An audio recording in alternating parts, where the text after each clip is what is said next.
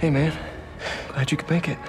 With Marvel's Spider-Man 2, Insomniac has the unenviable task of following up two riveting superhero fantasies full of excitement and heart. While that may sound like a good problem to have, the question becomes, where do you go from there? Well, its answer is to double down. Double down on Spider-Man, double down on the size of the map, double down on explosive action sequences. In doing so, the studio has crafted another consistently exciting rollercoaster ride and the best story of the series yet. But stand the original alongside the sequel in other ways, and it can look a bit like two Spider-Man games pointing at each other. The excellent combat hasn't gotten old, but it is largely the same fun as before. And despite that larger map, most of the open world activities found within it are in desperate need of evolution. The result is a blockbuster in the most modern sense of the word. A couple of new tricks up its sleeve, Spider-Man 2's combat is very familiar. It doesn't have that new suit smell anymore, but it still feels incredibly comfy to slip back into. The rhythm of precision dodges, the new perfect parries, so you're not only swerving and striking now, and acrobatic finishes are hugely satisfying, as is chasing high hit combos to keep the fight as stylish as possible.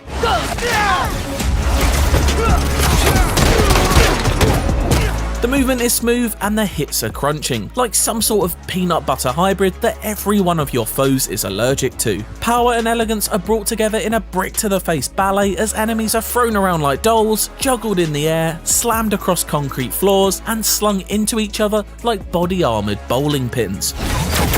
But naturally, never killed. Every bone in their body may be broken and every organ punctured, but of course, they'll somehow live to commit crimes again. Overall, there's slightly less emphasis on stealth encounters this time around than in either Spider-Man or Miles Morales. As someone who found the stealth action of the previous games a little simplistic and routine, this new, louder approach is welcome. Naturally, there are story missions where Miles or Pete have to slink across ceilings and take out thugs who never look up, but Spider-Man 2 is much more eager for you to get into the action, with many abilities designed to let you group up enemies and then deal big damage to all of them at once, rather than spreading them out to pit them off one by one.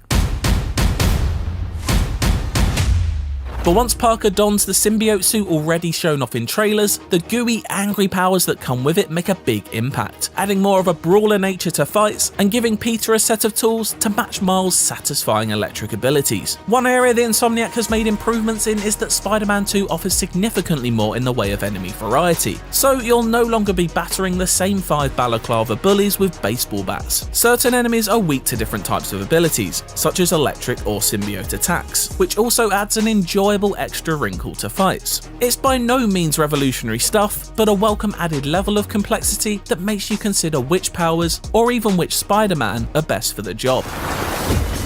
That's not to say there aren't benefits to taking a sneaky route though. There are many perch takedown possibilities offered, and new toys to play with too, such as the web line, which allows you to create your own high wires over your enemies to prey on them from above. It's a fun tool that allows you to reshape the tightly designed arenas into a battlefield more in your favour, and in doing so, redecorate the room with web-wrapped people pinatas. On the topic of covert ops, the playable MJ sequences from the original return, and while they are more involved this time around and serve the story well, they never add up to more than simple stealth missions or splashes of basic third-person shooting. She's certainly not sidelined, but it does feel like a little more could have been done to make her gameplay sections a bit more exciting. Combat aside, our Spider-Men can now move around their friendly neighbourhoods in more stylish ways than ever. The new web wings are undoubtedly a standout. Like Batman before him, Spider-Man can now glide and soar with ease through the city, and web swinging is as gratifying as you remember, and still one of the best ways to get around any open world.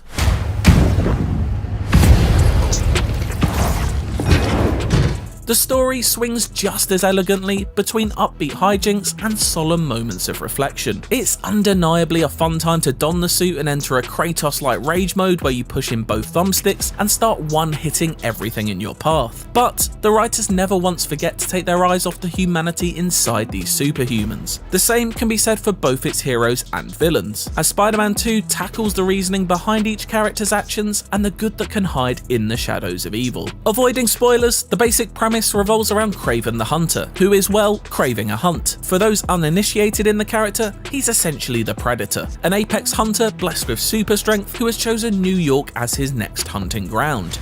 The great hunt begins.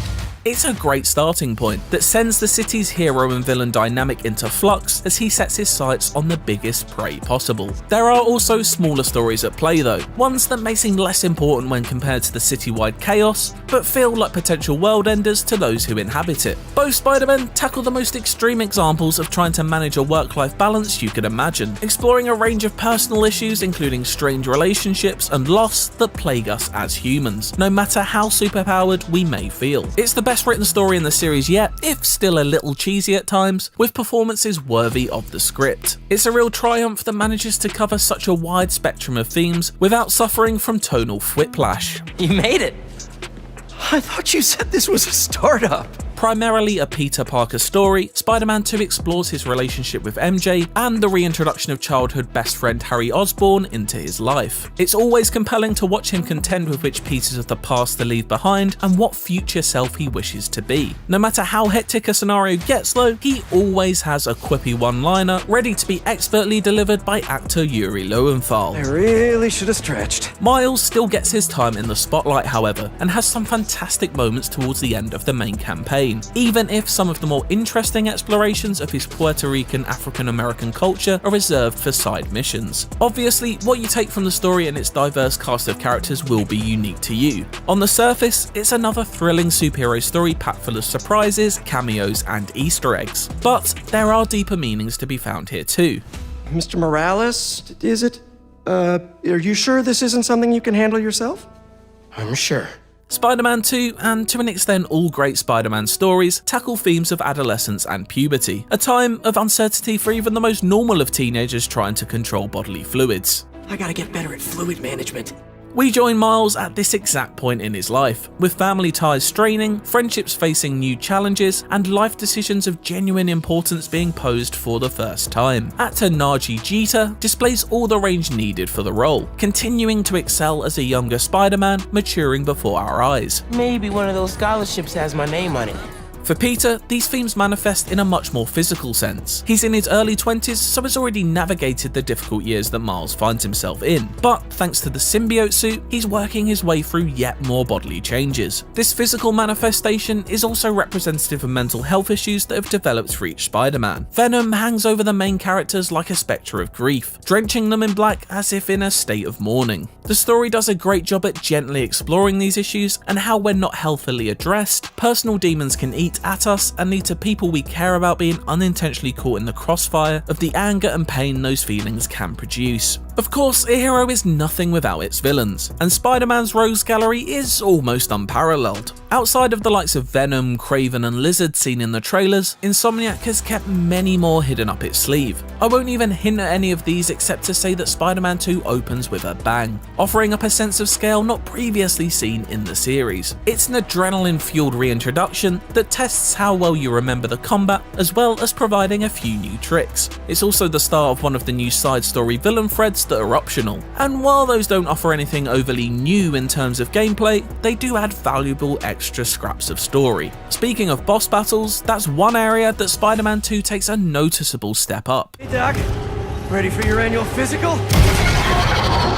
There are evolving brawls packed full of danger that put all of your skills to the test. Dodges and parries are key, as well as using environmental tools dotted around the arenas for your benefit. The latter third of the campaign essentially becomes a boss rush mode that will put the sturdiest of thumbs to the test, not necessarily because it ever gets too difficult, but because of the sheer number of times you'll be hammering that square button. These later stages are where the majority of Spider-Man 2's thrills lay, however, as it really hits its stride late on and emphatically wraps up a tale with miles of emotional depth that never once threatens to peter out. Your dad used to give me that exact same look.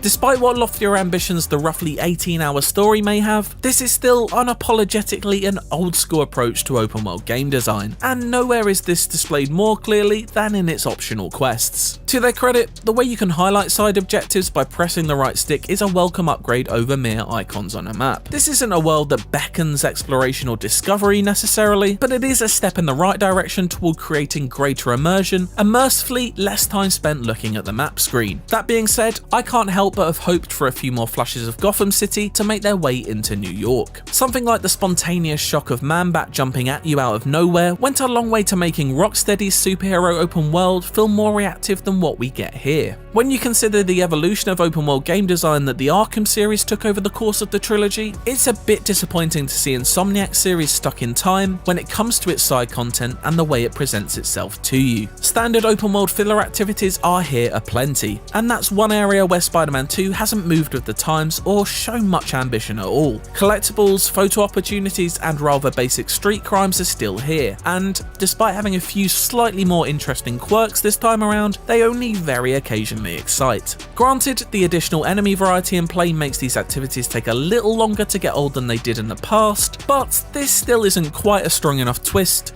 to make prioritising photographing these jabronis over saving a house full of people from a raging fire not seem ridiculous. Whoa, guys, can we take this outside?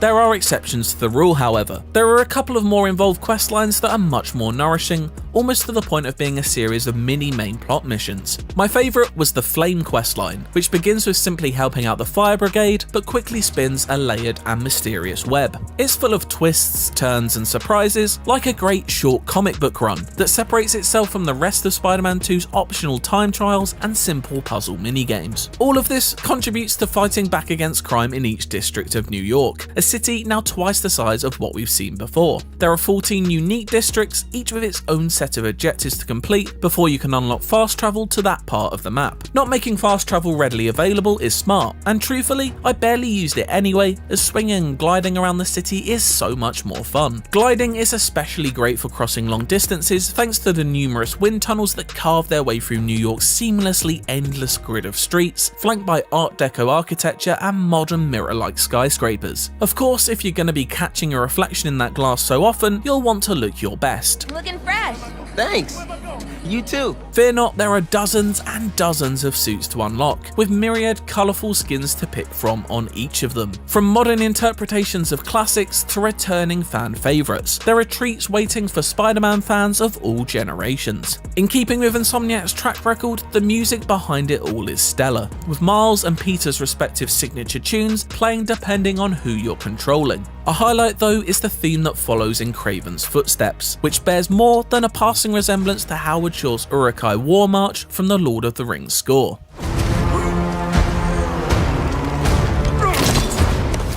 It soundtracks a world that looks stunning even when played in performance mode at a very stable 60 FPS, as I did for almost all of my playthrough. In fact, Spider-Man 2 is a technical marvel as a whole. I can't say I noticed one drop frame in my dozens of hours of playing. This allows Spider-Man 2 to shine in its most jaw-dropping moments, of which the story offers many, as explosive action, sparkling electrical effects, and fittingly slimy symbiote gloop filled the screen. So, what do you think?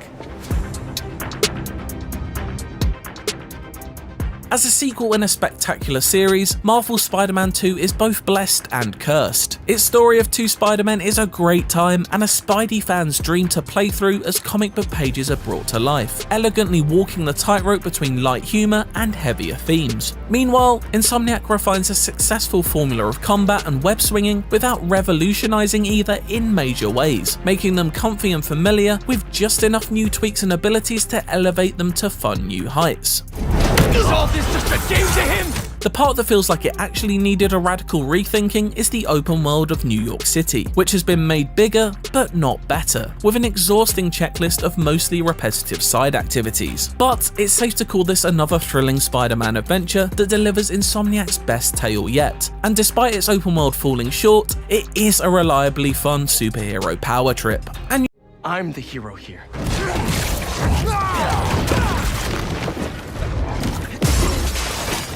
Not you. You have no idea. Peter Parker was never the popular kid, but once he hit the web, he was thrust into hero status. Art imitates life, with developers Insomniac granted the license to make their 2018 Spider-Man game, catapulting them into the AAA space and first place in worldwide PlayStation studios. Boomeranging back and continuing to push the PlayStation 5 with a bustling metropolis, bad guys aplenty, some of the best ray tracing on consoles, 120 FPS and VRR support. Is there more Venom? In this second, Spider-Man 2 swings onto PS5 in the second Insomniac exclusive. The shackles are off on the technological baseline with no PS4 version to support. Traversal is more than 2 times the previous maximum, with you able to literally fly around New York like a spider bat. Miles by name and by nature, he can now catapult himself cannonball style through the skies like Sonic the Hedgehog, with it never causing issues on the PS5's blistering memory and SSE speeds, streaming in even higher traffic, building and pedestrian density. The hustle and bustle of the Big Apple has increased with more dynamic NPC AI, reactive crowds, and even extended areas into Brooklyn and Queens.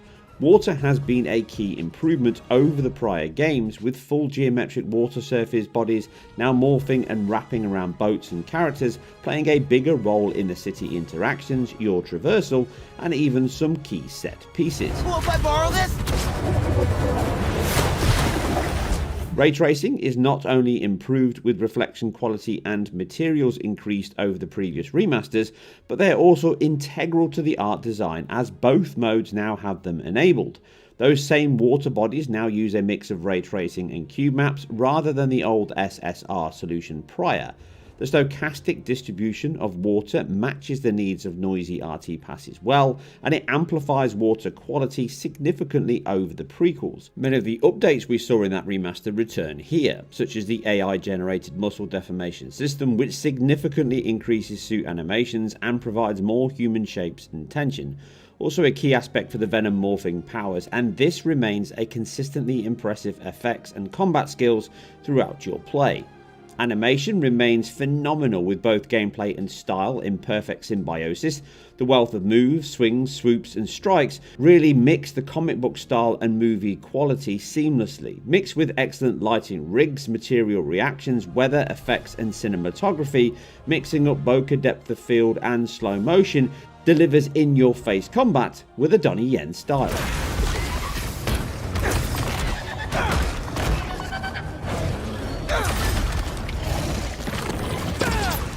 With the PS4 out of the equation, as we surmised in our preview, we now see 2 modes to pick from. Fidelity mode remains the showcase, with its default choice capped at 30 FPS with dynamic resolution scaling, often being close to that level, but a counted low of 3200 by 1800p. It is reconstructed using Insomniac's own temporal injection AA.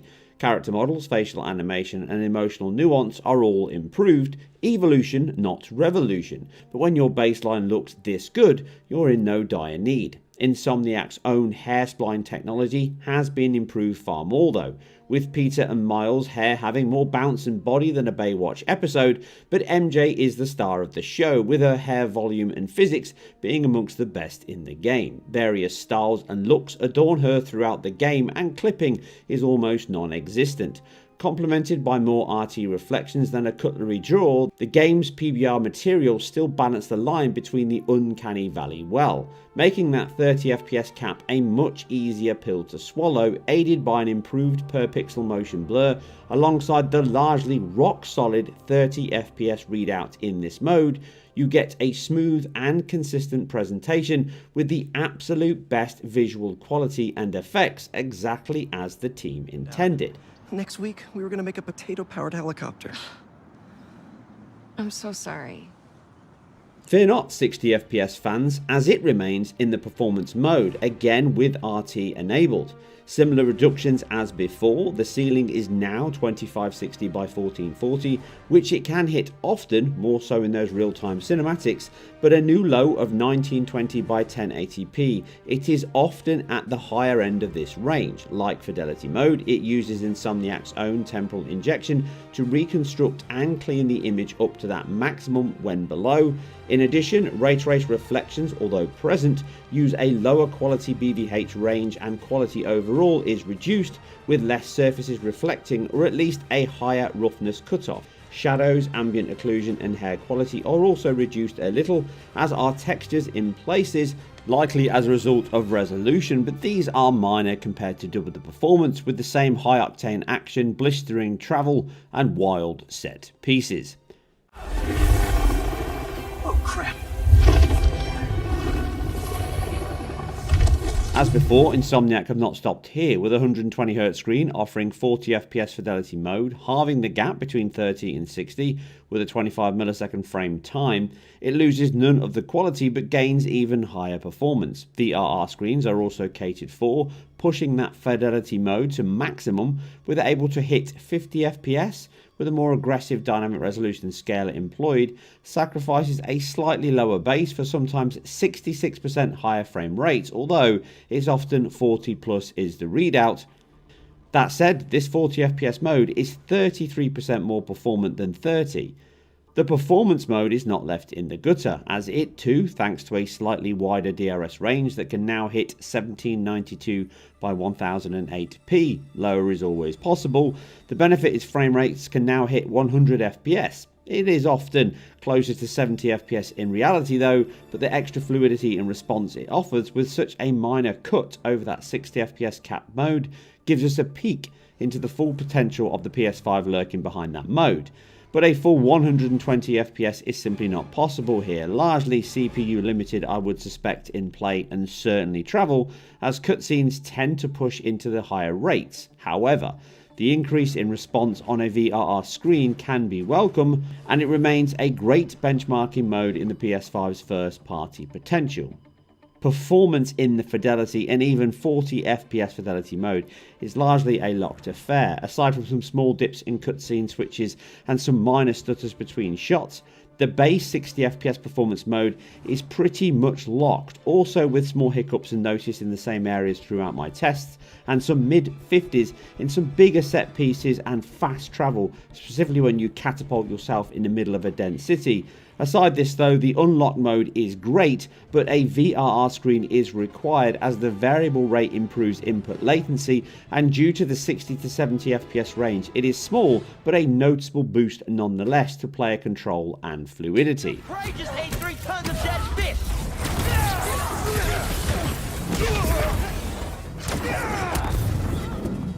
Some rougher edges do remain. Alpha effects can have mixed results in quality, specifically in smoke from a distance. Ray trace geometry is largely great, but some obvious low triangle count and bugs can crop up within the BVH proxy objects. Incidental buildings and textures can vary in quality, although the speed at which this hurdles past makes them a minor blemish, but the density of the city has increased, while world detail is less progressive. The updates to the core engine technology are iterative rather than transformative. Polygon count has not significantly increased, with a big reliance on normal maps and textures for detail. The visual aspects and quantity have increased though. However, it can still have a cross-generational look on some nondescript objects such as fruit, books, pillows, NPCs and such, with the low poly count objects being apparent. In the city, with a strong and understandable reliance on 2D imposters for trees, buildings and cars, amongst other elements, can crop up from time to time, and the performance mode is where LOD transitions from these imposters to 3D do stand out. But this is edging heavily into the nitpicking area. As a tentpole title for the PS5, it builds on the amazing prior games, offering excellent enhancements in key areas, such as slick and seamless fast travel, over double the traversal speed of the previous PS5 game, dramatically improved water, hair, lighting and art, which along with the set pieces impressed me throughout my play, and also the story and character building is absolutely superb, as is the soundtrack and sound effects, including a full Dolby Atmos mix. There. I could use your help. Thanks. Glad you're all right. Spider-Man 2 is, on paper, the perfect sequel. It takes all the elements that made the very first game so much fun and builds and improves on them. Bigger battles, more ray tracing, wider story choices, more flamboyant combat, dual characters, improved visuals, staggeringly fast and dense city travel. The sheer wow factor it delivers does impress, but some of the shine is dulled by Insomniac's own success and work on the remasters. Going from the original PS4 or even PS4 Pro Spider-Man titles to this is a night and day difference in almost all areas. Seamless loading, ray tracing, AI muscle deformation, vast performance increases and visuals that push the PlayStation 5 hard. But from the PlayStation 5 updates themselves, the leap is smaller, if still impressive. None of this diminishes the excellent and varied game within, and the scale and quality remains top tier stuff. This is an amazing Spider-Man sequel on every single level. But how amazing that is depends on where you last became New York's favourite webhead.